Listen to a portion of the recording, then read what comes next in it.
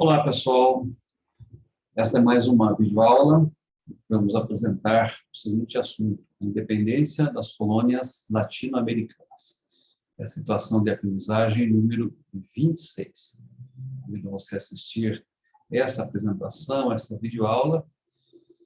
Também, se houver dúvida, a procurar o seu professor através do WhatsApp.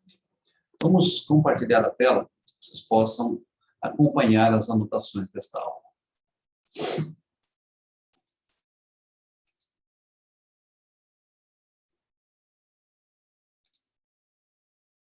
Vamos ampliar um pouquinho mais. E a minha sugestão é, se vocês estiverem com o celular, deixem o celular na posição horizontal, para que vocês consigam visualizar melhor as anotações desta aula. Então, a situação de aprendizagem 26, ela fala sobre os americanos lutam pela liberdade. Hoje nós vamos analisar, ainda que superficialmente, alguns movimentos de independência e alguns líderes que lutaram pela independência da América Espanhola. E a primeira coisa que eu gostaria de considerar com vocês é o seguinte: as reações dos nativos às mudanças provocadas pela colonização. Muito bem. Quem colonizou parte da América Latina foram os espanhóis. Nós vimos na aula passada um mapa que demonstrava as regiões colonizadas pelos espanhóis. Pois bem, quando estes chegaram aqui, já haviam pessoas morando neste lugar, que eram os descendentes nativos, ou os ameríndios. Na América Espanhola, os astecas, os incas, os maias, dentre os principais povos e seus descendentes. Muito bem. O que ocorreu a partir do século XVIII? E entendamos que o século XVIII vai do ano 1701 até 1800, só para nós nos situarmos no tempo. O que aconteceu nesta época? Começaram a surgir na colônia espanhola diversos movimentos contrários à exploração colonial. Então, eram movimentos autóctones, ou seja, surgidos dentro das colônias latino-americanas que os espanhóis tinham. E estas reações eram contrárias à exploração colonial. Nós estamos falando em 1701 e a chegada dos espanhóis se deu por volta de 1494, já haviam se passado muitos anos de exploração e era natural que os colonos latino-americanos eles se levantassem contra essa exploração colonial. Mas onde é que essa exploração colonial podia ser percebida? Ela podia ser percebida nos altos impostos cobrados, nos trabalhos forçados, que as pessoas eram obrigadas a prestar aos colonizadores, e também na destruição das comunidades, não só a destruição natural, no que diz respeito à ocupação da terra e devastação da terra, mas também no que diz respeito à destruição dos hábitos, dos costumes, da organização natural destas comunidades. E os nativos, então, passaram a se organizar e lutar pelo fim da exploração, pela possibilidade de reorganizar sua vida, reorganizar sua sociedade, reorganizar o seu trabalho, da mesma forma que ele existia antes que os colonizadores houvessem chegado, ou seja, da mesma forma que os seus antepassados as tinham organizado. Uma das primeiras rebeliões foi liderada foi a dos descendentes dos Incas do vice-reinado do Peru, em 1870-71, liderada por Tupac Amaru II. Embora este movimento tenha sido reprimido e Tupac Amaru tenha sido esquartejado, ela, de certa forma, é a primeira, e a gente chama isso de precursora.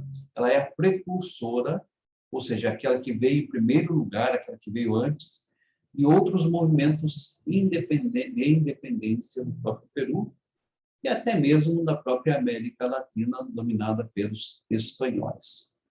O que essa rebelião liderada por Tupac Amaru II deixa muito claro, muito evidente?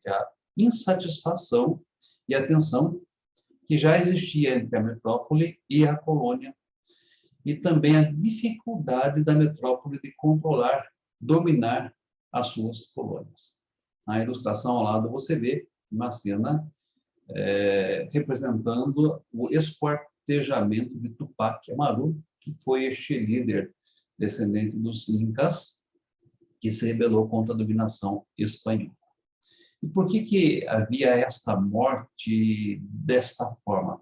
Justamente para que ela servisse de exemplo aos demais ativos, para que eles não se aventurassem a fazer o mesmo que este líder esquartejado havia feito. A punição teria que ser algo exemplar, visível, de destaque, para que outros fossem desestimulados a fazer a mesma coisa. Bem, mas como estavam organizadas essas colônias latino-americanas sob domínio dos espanhóis? Pois bem, até o final do século XVIII, os domínios espanhóis da América estavam divididos em 4 vice-reinados, em 4 capitanias gerais. Você pode observar, em destaque neste mapa, onde se localizavam estes vice-reinados e capitanias, e que países estes vice-reinados e capitanias abrangiam. E quando eu falo em países, que países atuais estes vice-reinados e essas capitanias abrangiam naquela época. Bem, qual era a base da economia? A base da economia era a mineração, mas a mineração já estava em fase de esgotamento. E o que estava em fase de expansão naquela época era a agricultura e a pecuária. Por volta de 1800, o desenvolvimento dessas colônias já era bem perceptível, já era visível. Pense, mais de 300 anos de ocupação e de exploração acabam, como nós dissemos na aula passada, por desenvolver a colônia. Então, a colônia havia alcançado um certo nível de desenvolvimento. E havia alcançado um certo nível de progresso. E a colônia já estava gerando riqueza. Mas essa riqueza não era desfrutada por todos os que habitavam nessa colônia, todos os que residiam nessa colônia. Ela era desfrutada por 2 classes sociais apenas, e 2 classes sociais relacionadas aos espanhóis. Então, havia os chapetones, que eram espanhóis de fato, nascidos da Espanha, mas que estavam na América, e havia os crioulos, que eram filhos de espanhóis, já nascidos na América. Estes, sim, desfrutavam das riquezas coloniais. A maioria da população, de cerca de 15 milhões de pessoas, era, em sua maioria, mestiça, índia e escrava, e esta não participava desta prosperidade que as colônias já desfrutavam por volta de 1800. E então, o que começaram a ocorrer? Começaram a ocorrer as guerras de independência. Em 1810 e 1815, as capitanias da Venezuela e do Chile e os vice-reinados do Rio de Prata e da Nova Espanha foram marcados por revoltas e por tentativas de independência. Elas eram lideradas por quem? Lideradas pelos crioulos. Os crioulos, como você já foi informado, eram filhos de espanhóis já nascidos nas colônias. E estas lutas lideradas pelos crioulos deixam claro o conflito entre as juntas do governo e a coroa espanhola. Fato interessante é que esse movimento tinha um caráter urbano e os crioulos não tinham exército organizado, mesmo porque as forças militares que existiam eram fiéis à metrópole. Por outro lado, também não havia entre todos os crioulos um consenso sobre a liberdade. Também não havia um consenso entre crioulos, mestiços e nativos sobre o que seria a liberdade. Para os crioulos e chapetones, a independência representava 2 coisas: liberdade política e liberdade econômica. Isso colocaria um fim entre a exclusividade comercial da Espanha com suas colônias aqui na América. De certa forma, as colônias teriam autonomia e poderiam fazer comércio com quem bem entendesse, com quem desejasse. Para os indígenas, a independência significaria o fim dos tributos e as promessas de melhores condições de vida e de trabalho. Então, havia um descompasso aqui, não havia compreensão do que significaria independência para todas as classes sociais que estavam envolvidas nessas primeiras guerras de independência, nestes primeiros movimentos que buscavam a independência da América. Bem, os líderes latino-americanos, em destaque é Simão Bolívar. Em julho de 1816, as Províncias Unidas do Rio da Prata, atual Argentina, elas declararam formalmente a sua independência. Mas grande parte das áreas meridionais e centro-ocidentais da América do Sul e do Chile, do Sul como o Chile e o Peru, encontrava-se sob o domínio espanhol. Portanto, se elas estavam sob o domínio espanhol, colocavam em risco a recém-conquistada independência da Argentina. Então, neste contexto, San Martín, governador da província de Mendonça, na atual Argentina, ele uniu-se às tropas rebeldes que combatiam o governo espanhol no Chile. E após duras lutas contra os espanhóis, a região foi tornada independente. Posteriormente, San Martín também seguiu para o Peru, onde contribuiu para a independência do Peru ao derrotar os espanhóis. No norte da América do Sul, a guerra pela independência foi conduzida pelo venezuelano Simão Bolívar. Qual que era o objetivo de Simão Bolívar? Era formar, após a independência, uma grande nação ao norte, a Gran Colômbia, liderada pela Venezuela. Venezuela, Colômbia e Equador. Em 1819, após combater os espanhóis, Bolívar proclamou a independência da Gran Colômbia.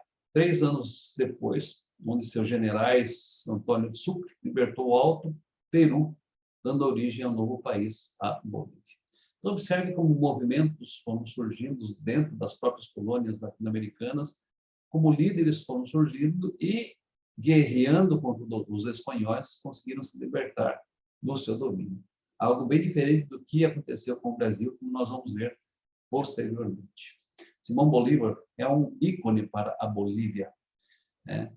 No governo de Hugo Chávez, por exemplo, seu corpo foi exumado e buscava se identificar a causa de sua morte. E ele foi transformado em um herói nacional, embora tivesse morrido de causas naturais e não envenenado como se pressupunha. Para vocês terem uma ideia, o dinheiro na Bolívia se chama o bolivariano, o peso bolivariano, é o dinheiro que prevalece ali na Bolívia, em homenagem a este grande líder que lutou pela sua independência. Muito bem, havia o sonho, por parte de Simão Bolívar, de uma América unida, ou seja, uma América espanhola unida, formando um grande país. Mas as lutas de independência, elas acabaram por dividir a América espanhola. Disputas internas provocadas pelas guerras de independência, elas inviabilizaram esta unidade que ele sonhava para este lugar. Então, por outro lado, regiões passaram a lutar umas contra as outras. E os líderes locais em cada região buscavam ampliar o seu domínio e impedir o surgimento de governos fortes ou países fortes nas suas fronteiras. E como disse Simão Bolívar, embora a origem fosse comum, a língua fosse comum, os hábitos, os costumes e a religião fossem comuns, os climas distintos e a diversidade de situações e interesses acabaram por dividir uma América que se sonhava uma América unida. Conforme vocês podem observar no mapa, de todos os países que conseguiram a independência de 1820 até 1830, apenas o Brasil conseguiu conservar uma grande unidade territorial. Todos os outros países que no mapa são marcados por amarelo, eles acabaram se constituindo em pequenos... Toda essa região marcada em amarelo, ela acabou se constituindo em pequenos países, em diversos países aqui na América Espanhola. Pois bem, isso é o que nós tínhamos para essa situação de aprendizagem. Espero que tenha ajudado vocês e contribuído para vocês entenderem melhor o assunto. Qualquer dúvida, é só me procurar. Um grande abraço para aqueles que vão à escola até quarta-feira, se Deus quiser.